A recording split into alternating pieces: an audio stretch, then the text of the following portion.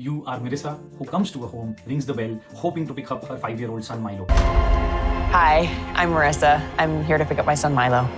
Has some special performances.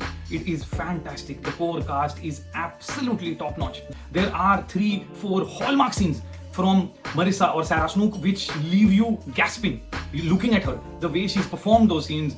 And Jake Lacey, once again, he has this quality that you start finding him irritating whenever he wants you to turn that on. Social commentary across these episodes is beautiful.